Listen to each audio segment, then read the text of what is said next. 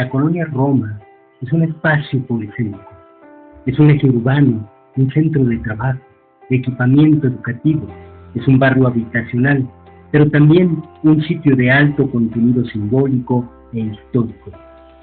Nacida a principios del siglo XX, entre 1904 y 1906, teniendo como principales desarrolladores al empresario y dueño de circo Walter Orring y al ingeniero Lamb, entre 1915 y 1940, la colonia Roma vivió un auge arquitectónico y urbano. Se consideró, desde su nacimiento, un espacio de carácter cosmopolita. En ella vivieron importantes figuras de la literatura y la política mexicana, como el escritor y diputado Jesús Urueta, conocido como el Príncipe de la Palabra, y el poeta Ramón López Velarde. La Roma cambió en los 40 del siglo XX, en que la ciudad se vio desbordada por su crecimiento. Se requería de nuevos centros de trabajo, así que muchas oficinas se mudaron a esta zona. Esto ocasionó la necesidad de diversos servicios, entre ellos cafeterías, bares, restaurantes, librerías y galerías. Dos factores contribuyeron al atractivo de la colonia. El primero, la efervescente actividad cultural en medio de una mezcla aristocrática y popular que no se presenta en otras colonias. Es un barrio que no tiene todavía, pese a su gentrificación, la desbordante comercialidad de la colonia Condesa, no tiene el glamour cutre y perdido de la zona rosa, tampoco tiene la aparente peligrosidad rampante de la colonia Doctores, y está gozando en este momento de un favor de distintos públicos, jóvenes mayoritariamente, pero de distintos públicos asociados con el arte, el comercio justo, la recuperación de otros estilos de vida alternativos que la vuelven, si no fundamental, sí por lo menos pintoresca en el ámbito de la Ciudad de México. El patrimonio arquitectónico de edificios, mansiones, casas, vecindades y espacios públicos de carácter Art Nouveau y Art Deco es la segunda característica de esta colonia, que brinda paisajes urbanos únicos.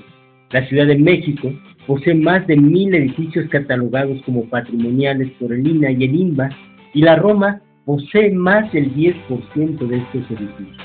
Algunos sucesos confirman la importancia de la colonia. Por ejemplo, escenas de la película Los Olvidados de Luis Buñuel fueron filmadas allí. Una placa colocada en la pared de la Casa de la Cultura del barrio de La Romita lo confirma. Sucesos biográficos de muchos escritores están presentes. En la avenida Álvaro Obregón, antes avenida Jalisco, caminó por última vez antes de morir de pulmonía el poeta Ramón López Velarde. En la cantina La Rambla, ubicada en la avenida Cuauhtémoc, escribió su célebre poema La Suave Patria. En un edificio ubicado en la calle de Monterrey, ocurrió la muerte de la mujer de William Burroughs, integrante de la generación Beat. Cometió el homicidio de manera accidental, jugando a ser Guillermo Tell con una pistola. Se duda aún si sucedió en el número interior 8 o en el número 10. En una casa de Orizaba, en la Plaza Luis Cabrera, hay una placa que indica que allí nació el escritor Fernando del Paso. Por otra parte, la Roma es el ámbito en el que se desarrolla el personaje de Carlito, junto con sus peripecias amorosas en las batallas en el desierto de José Emilio Pacheco. En los alrededores de la Plaza Río de Janeiro hay un edificio bautizado por la comunidad como la Casa de las Brujas o la Jaula de las Brujas. Allí han habitado gran cantidad de escritores: el poeta Francisco Hernández, la escritora Guadalupe Loaesa, el escritor y poeta Mario del Valle y su esposa Marisela Teherán, también editora, el narrador Sergio Pizón, el poeta y traductor Guillermo Fernández, que murió asesinado en Toluca, el ensayista y poeta Vicente Quirarte, en fin, toda una caterva de escritores mexicanos que se dieron cita en tal edificio.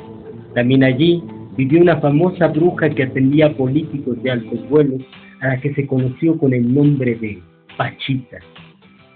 Los estridentistas tenían aquí su famoso Café de Nadie y los contemporáneos se reunían en el Café París de Álvaro Obregón.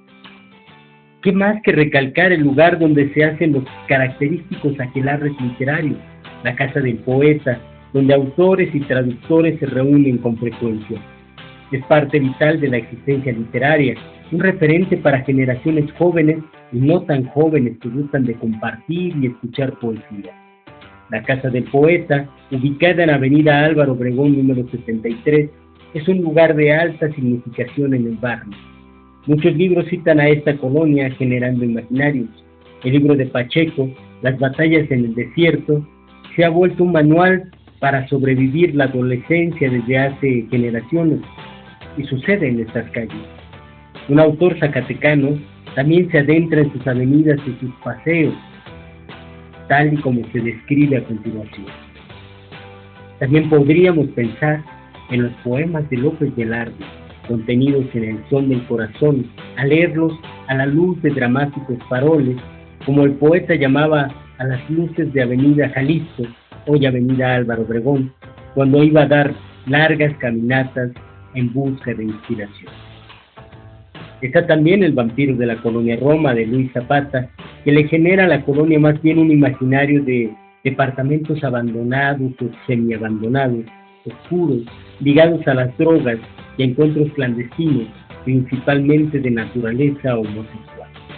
Dos circunstancias son destacables en la Roma Norte, que muestran cierta sensación de alarma para sus habitantes. La existencia del barrio de la Romita, al que se ha considerado injustamente un barrio de maleantes, de ladrones. Algunos estudiantes en su adolescencia de los años 60 se internaban en él a pesar de las advertencias, como nos lo hace saber el escritor Roberto López Moreno. Teníamos todos un chingo de miedo de la Romita que estaba enfrente, pero íbamos, terminaban las clases, íbamos a meternos a la Romita a merodear, ¿no? Se suponía que estaba lleno de criminales, de drogaditos, de todo eso. Nuestra fantasía de jóvenes nos hacía saber que estábamos en la puerta del infierno. A lo mejor éramos totalmente injustos con la pobre gente que vivía ahí, ¿no? Y además nunca supimos si estábamos o no, porque nunca nos atrevimos a dar más allá del tercer pase, ¿no? Decíamos, estuvimos en la Romita, ¿no? La segunda es la sensación de vulnerabilidad persistente entre los habitantes después del gran trauma ocasionado por el terremoto de 1985. La Roma fue uno de los lugares más golpeados cuando el terremoto. Muchas casas se vinieron abajo. Los espacios públicos aquí también son importantes. El camellón de Avenida Álvaro Obregón es una joya de la propuesta urbana porfiriana. Está catalogado como patrimonial. Son importantes el Jardín Pushkin, la Plaza Río de Janeiro, el Parque Luis Cabrera y el Parque Ramón López Velarde. Al menos dos de estos parques llevan nombres de escritores. En cuanto al estado actual de la colonia, tres problemas fundamentales se presentan allí en estos días. 1. La sobreterciarización, es decir, la gran cantidad de bares y antros que se encuentran en la zona, que provocan conflictos de diversa índole. 2. La caída de la vivienda popular ante la llegada de nuevos residenciales, cuyos departamentos son adquiridos por habitantes con mejor poder adquisitivo, incrementando con ello el valor de uso de suelo y de las rentas y generando un proceso de exclusión de los habitantes originarios. 3. La destrucción del patrimonio. Con la aparición de inmobiliarias y desarrolladoras, varios edificios antiguos, aun cuando están clasificados por el INA o por el INBA, han comenzado a ser demolidos para construir allí nuevos residenciales. Diferentes asociaciones civiles conformadas por los vecinos se oponen a este proceso. Así, no obstante su problemática, la colonia Roma se esfuerza por trascender el tiempo. La Roma vive una lucha encarnizada, aunque silenciosa.